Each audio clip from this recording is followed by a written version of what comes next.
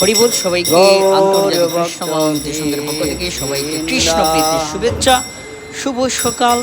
সবার সুস্থ সুন্দর এবং সুন্দরভাবে জীবনযাপন করেন এবং ভক্তিযুগে জীবনযাপন করেন এবং কৃষ্ণকেন্দ্রিক জীবনযাপন করুন এবং প্রসাদের মাধ্যমে জীবনযাপন করুন। সবাইকে ধন্যবাদ। শুভ সকাল সবার হোক আর সবার সুন্দরভাবে চলাফেরা করুন। এবং আজকে দেখি প্রভুপাদ আমাদের জন্য কি উপহার রেখেছেন। আজকে পারণ বা আপনার হচ্ছে দ্বাদশী তিথি।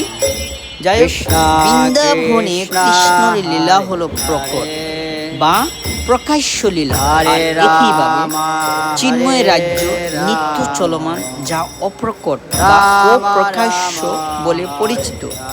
কৃষ্ণের ধাম এবং কৃষ্ণ লীলা নিত্য চলছে, আর সেটি নির্দিষ্ট বিরতির পর বৌদ্ধ জীবের নিকট প্রকাশিত হয়।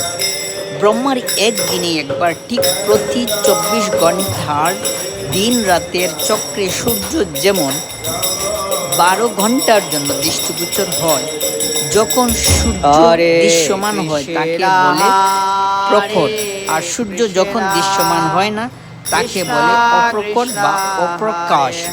অপ্রকাশিত মানে অস্তিত্বহীন বোঝায় না, কিন্তু এই শব্দ বৌদ্ধ জীবের দর্শন বা অদর্শনের মধ্যে সমস্ত অর্থে ব্যবহৃত হয়। শ্যামসুন্দরকে প্রভুপাদ পত্র লিখেছিলেন 14 মে 1970 সাল। প্রতিদিন প্রভুপাদের সেই পত্রগুলো আমাদের হৃদয়ে ধারণ করা উচিত। তাহলে আমরা একটি জিনিস আমরা হৃদয়ের মধ্যে গাঁথতে পারব। কৃষ্ণ এবং প্রভুপাদ এবং গুরু গৌরাঙ্গের কথা যখনই আমাদের হৃদয়ে ধারণ করব, তখনই আমাদের আর দুঃখ নেই। দুঃখ যখনই আমরা সেই গুরুদেব এবং কৃষ্ণ কথা যখন আমাদের হৃদয়ে গাঁথব না, তখনই আমাদের দুঃখ। যাই হোক, আমরা সবসময় বৈষ্ণব অপরাধ থেকে সবসময় থাকবো, এটাই প্রার্থনা করি নৃসিংহদেব এবং রাধা গোবিন্দের কাছে।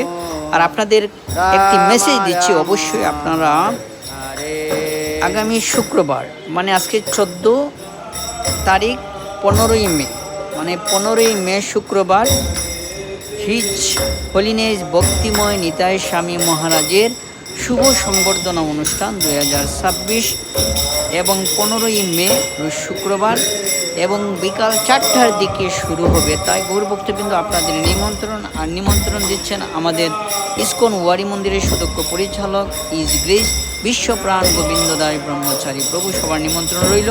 অবশ্যই হিজ হোলিনেস ভক্তিময় নিতাই স্বামী মহারাজের প্রবচন শোনার জন্য অবশ্যই আপনারা আসবেন এবং সবাই আশীর্বাদ এবং কৃপা মহারাজের